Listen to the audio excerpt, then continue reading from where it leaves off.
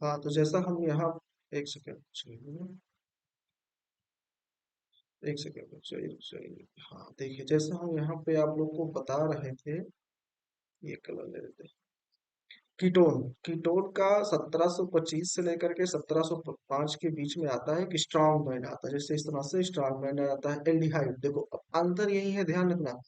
Ketone का 1725 से 1705 आता है, एल्डिहाइड का 1740 से 1720 strong band. Kisna strong band इसमें आ जाता है। जो कार्बोक्सिलिक एसिड होता है उसका 1725 से 1700, जो भी हमने देखा, स्ट्रांग बैंड। फिर एस्टर का 1750 से 1730 के बीच में एस्टर है।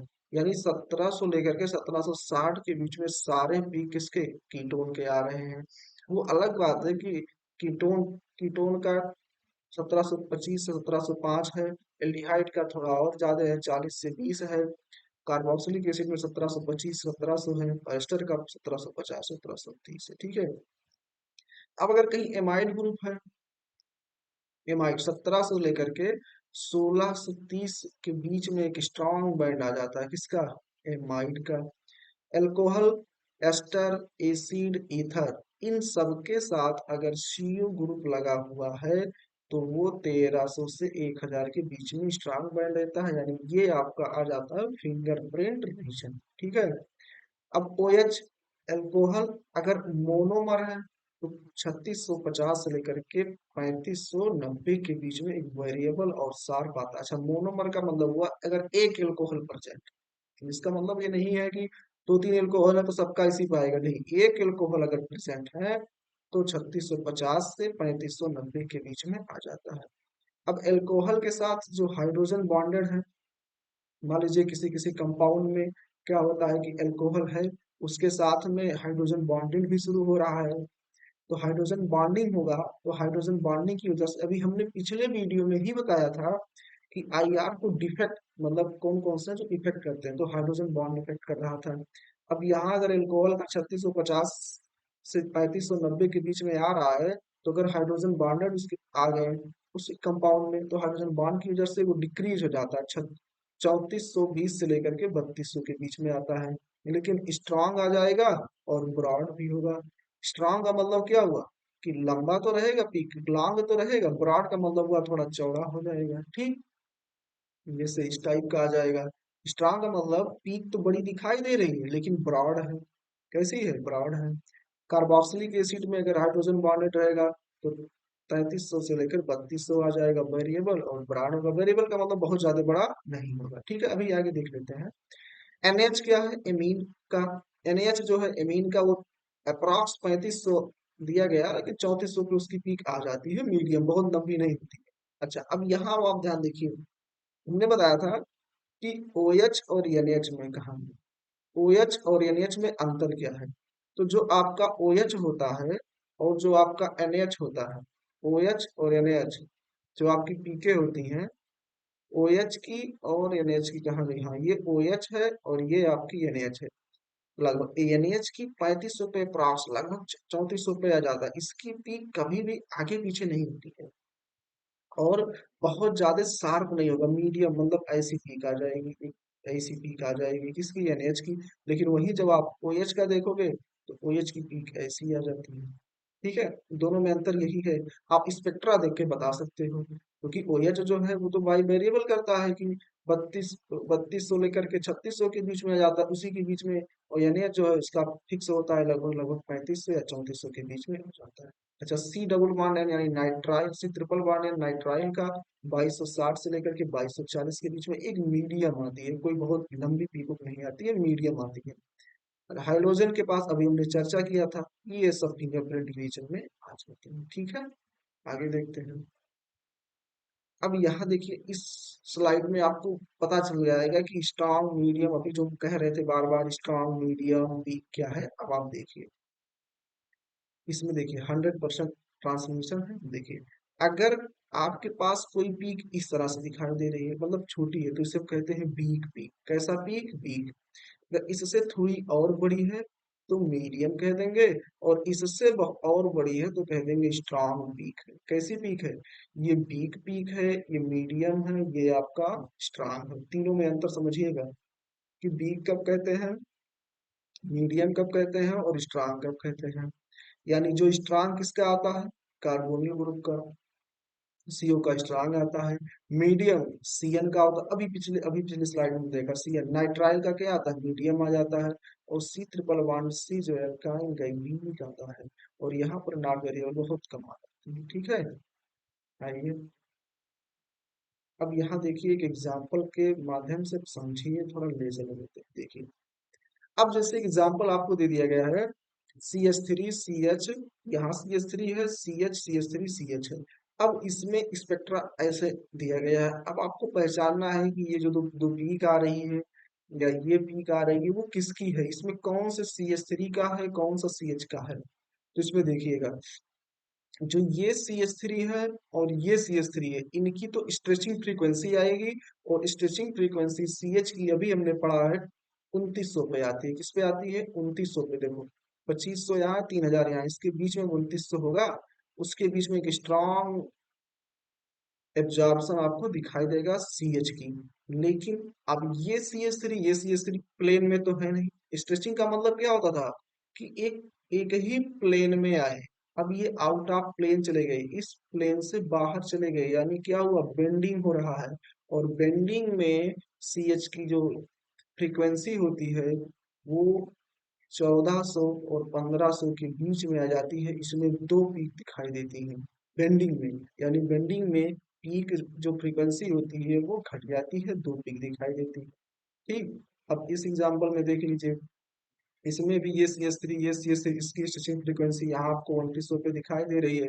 इसमें देखिए एक बेंडिंग यहाँ है ना, तो इसकी बेंडिंग यहाँ सी एच की बेंडिंग दिखाई दे रही है, तो पीक पे। यानी अब आपको पता चल गया होगा कि अगर मॉलिक्यूल में या आपके सैंपल में बेंडिंग और स्ट्रेचिंग है सी एच, तो कैसे पहचानेंगे, तो जो सी एच स्ट्रेचिंग होगी वो 2900 पे होगी, और जो बेंडिंग होगा वो आपका 1400 1500 के बीच में आ जाएगा, जो कि दो पी का आपको दिखाई देगी, ठीक है।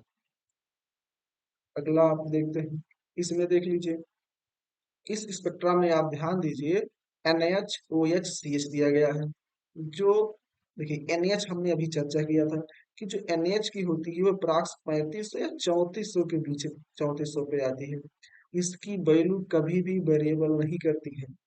और OH जो है 3200 लेकर के 3600 के बीच में आ जाता है, कभी कभार 3300 पे आ जाएगा। लेकिन NH की कभी भी ऐसा नहीं होगा कि 3200 पे आ जाए या 3300 पे, ये 3400 पे ही आती है, या बहुत ज्यादा होगा तो 3500 के करीब पहुंच जाएगी, लेकिन उससे इधर नहीं होगा। और सी एच का 2900 पे भी आप देख ही लिए हैं। अब C double one C, C triple one C, triple one C, C triple one N, nitrile alkyne का भी आप देख ही हैं, अभी आप देखे ही हैं कि नाइट्राइल का जो होता है वो लगभग 1600 के करीब में आ जाता है।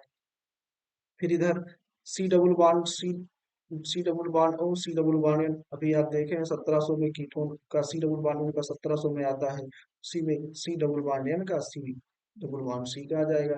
ये सब फिंगरप्रिंट रीजन में जाते हैं, सी सी सी ओ सी एल, ये सब कहाँ जाते हैं, फिंगरप्रिंट रीजन में आते हैं। 1400 से लेकर के 600, 800 होता है, कहीं कहीं 600 भी हो जाता है, लेकिन आप 800 मानिएगा, 1400 से लेकर 800, कहीं कहीं 600 होता है। तो उसमें कोई वो वाली बात नहीं है, दोनों मतलब अब वही हमने पिछले वीडियो में बताया था कि अलग अलग किताबों में थोड़ा बहुत वैल्यू फ्लैक्चुएट मिलता है, लेकिन बहुत ज्यादा उस पर कोई दिक्कत नहीं होती है। आपके एग्जाम में जो क्वेश्चन आएगा तो 1400 से 800 या 600 जो भी आएगा, मतलब ये रीजन आपका कैसा होगा, फिंगरप्रिंट रीजन होगा, जिसमें सीसी और सीओ और सीएन की फ्रीक्वेंसी आती है।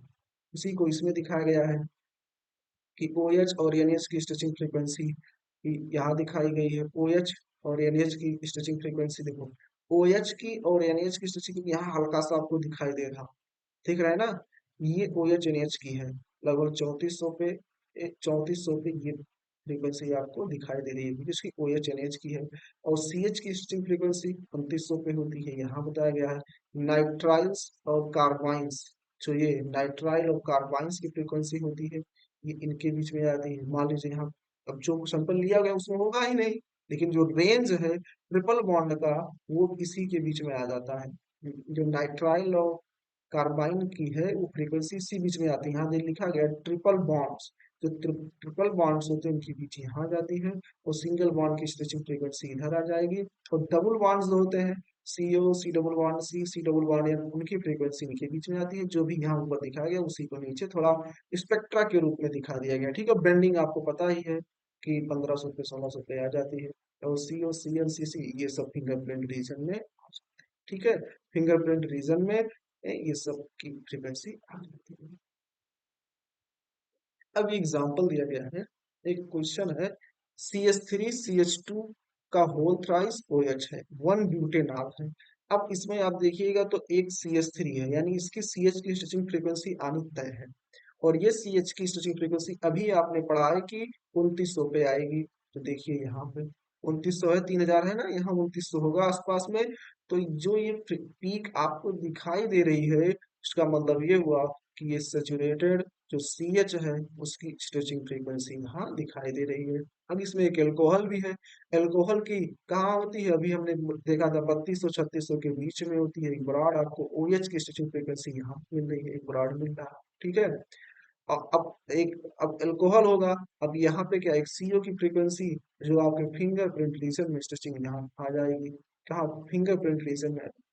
पिछले स्लाइड में आपने देखा है, यहाँ लिखा गया पूरा वही चीज कि IR spectrum of alcohol, broad, alcohol का कैसा ब्रॉड स्पेक्ट्रम मिला है। इंटेंस OH का जो स्ट्रेचिंग एब्जॉर्प्शन होगा अराउंड 3300 के सेंटीमीटर यूनिट्स के बीच में होगा, 3300 सेंटीमीटर। और जो broad shape is due to the hydrogen bonding interaction of alcohol molecule.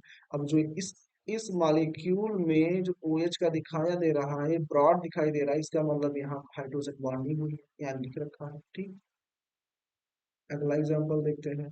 अभी OH का देखे हैं, अब इसमें किसका देखना है, NH का देखना है। देखिए अब हम दोनों में डिफरेंस दिखा रहे हैं। OH का आपने देखा कि बहुत मतलब स्ट्रांग बैंड आया था, लेकिन वो ब्रॉड था। अब NH का वीक आता है, NH का एक स्पाइक, इससे क्या है, स्पाइक दिखाई, छोटी सी स्पाइक दिखाती है NH की, लेकिन ये रेंज याद रखना 3400 पे ही आएगा। ये रेंज 3400 पे आ रही है। और इसमें एक CH3 है, तो जो CH3 का CH है स्ट्रेचिंग फ्रीक्वेंसी वो 2900 पे आ रहा है। ठीक है, यानी आप देखिएगा इस स्लाइड में OH की जो ग्राफ है वो थोड़ा ब्रॉड है, इंटेंस है। ठीक है, मतलब स्ट्रांग है और लेकिन ब्रॉड है। और जो आपका NH है वो वीक है और बहुत ज्यादा ब्रॉड भी नहीं है। ठीक है, हल्का ब्रॉड है और वीक है, बहुत छोटी सी वीक है। तो दोनों में अंतर आपको समझ में आ गया। ठीक है, NH और OH में। अब यहाँ पे हमने एक CO लिया गया है कार्बोनिल का, कार्बोनिल का 17 लगभग 1600, इसका एमाइड वाला है। अभी हमने देखा ना एमाइड ग्रुप है कार्बोनिल का। एमाइड ग्रुप में 1630 से 1660 के बीच में आती है CO की स्ट्रेचिंग फ्रीक्वेंसी एमाइड का। अब इसमें एक NH ग्रुप NH भी होगा, NH की स्ट्रेचिंग फ्रीक्वेंसी तो आएगी। NH का कहाँ आ जा रहा है देख लीजिए, 3500 पे आ रहा है, 3500 यहाँ 3400 पे आ रहा है। NH की स्टिचिंग फ्रीक्वेंसी आ गई है। और CH की कहाँ आ रही है, 2900 पे आ रही है। मतलब यदि आपको पता है कि CH 2900 पे आती है और NH 3400 पे आता है, तो आप देख के स्पेक्ट्रा से आधा निकाल सकते हैं कि हाँ इसमें ये जरूर प्रेजेंट होगा। और कार्बोनिल ये एमाइड का है, यानी NH है वो कार्बोनिल भी है, मतलब ये 1630, मतलब ये एमाइड ही होगा। ठीक, यहाँ वैल्यू रखी दे रखी है। आगे देखते हैं, ये कुछ हमने वैल्यू दे दिया है। वैसे इतनी ये सब बहुत ज्यादा पूछा नहीं जाता एग्जाम एग्जाम में, लेकिन इसे नॉलेज के लिए यदि आपको जानना हो तो देख लीजिए। अल्फा डी ग्लूकोज की वैल्यू किस पे आती है, सेलुलोज की वैल्यू किस पे आती है, बीटा डी सुक्रोज की, फ्रक्टोज की किस पे आती है, हम दे दिए हैं। बाकी वैसे इसकी जरूरत नहीं पड़ेगी। ठीक है, एक बार अगर इच्छा हो तो देख लीजिएगा, बाकी कोई दिक्कत नहीं। अब हमको नहीं लगता है कि IR में कुछ BSc लेवल के लायक कुछ बचा है। ठीक है, हमने IR में क्या क्या देखा था।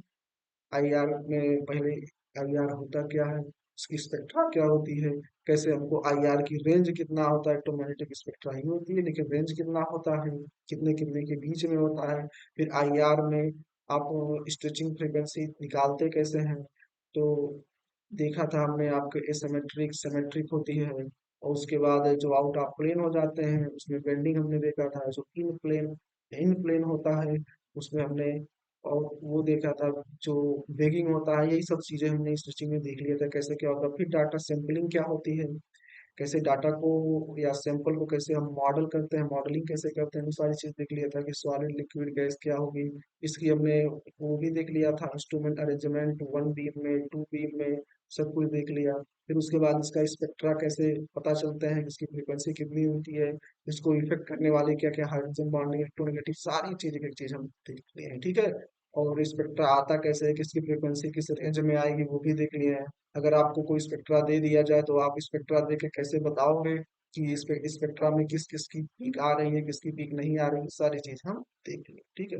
अब हमको नहीं लगता कुछ बचा है, बीएससी लाए, क्लियर हो गया। बाकी जो डाउट होगा, जो भी दिक्कत होगा, वो आप कमेंट सेक्शन में कमेंट करके आप बता सकते हैं कि सर ये चीज और बता दें तो ठीक है, ठीक है। नहीं तो कंप्लीट ही हो गया, ठीक है। और कोई बात होगी तो बता देना।